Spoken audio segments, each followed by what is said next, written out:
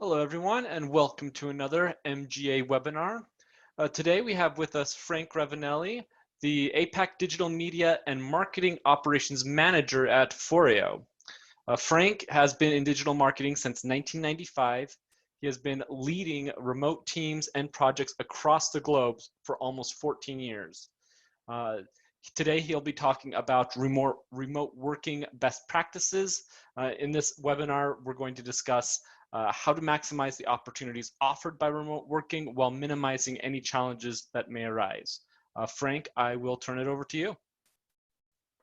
Perfect. Thank you so much for the introduction, Casey. Let me just share my screen so we can get started.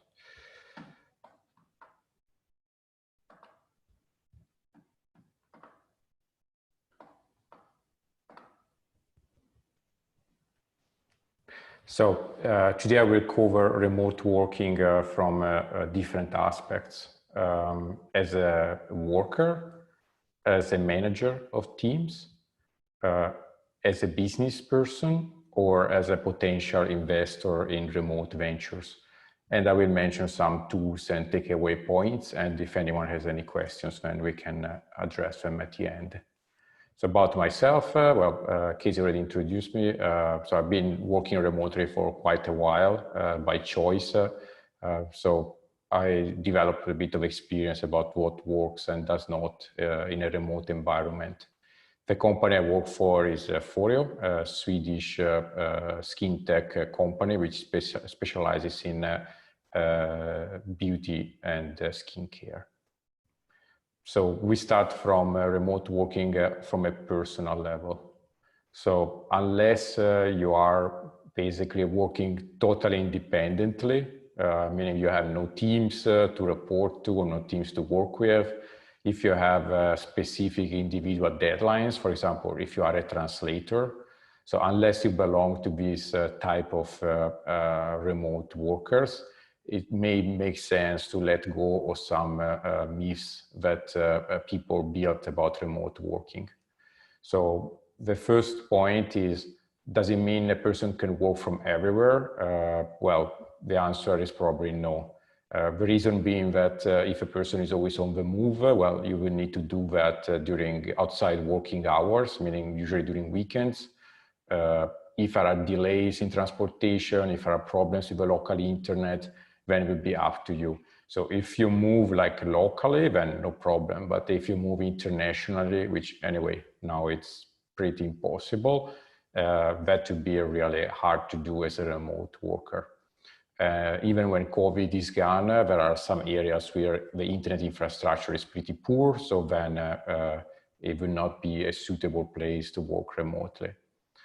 In terms of when a person works, well, your colleagues, your clients have expectations about when they can communicate with you. Of course, it can be done by emails, but if everyone is on a different time zone or everyone is working at random times, it's going to take several days before people can get to actually having a real conversation.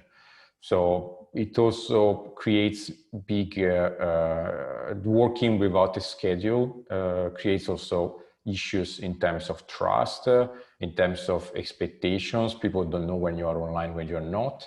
So if you set a precise work schedule, you make sure you make the best of your time, your colleagues' time, your clients' time, and you also protect your free time. In terms of if everyone is a good match for remote working, well, I interviewed a lot of candidates for our vacancies, and some of them are very, genuinely transparent, and they say that no, they don't want to work remote because they need, for some reasons, to be in an office.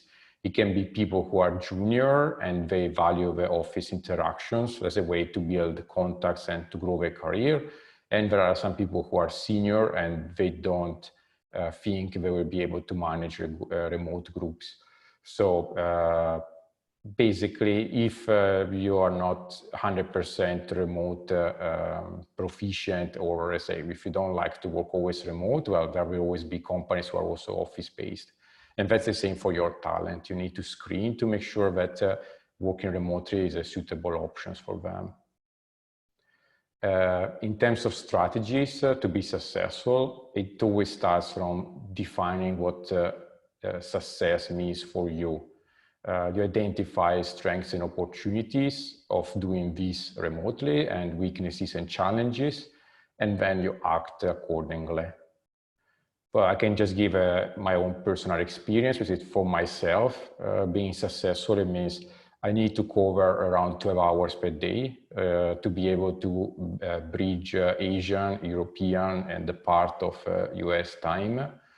To take care of aspects that are directly under my management, like performance marketing, HR, of course, taking care of the payments and facilitating information among colleagues, and other aspects that I influence but are not directly connected to me.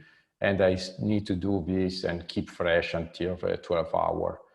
So this is what I define as a successful day for myself.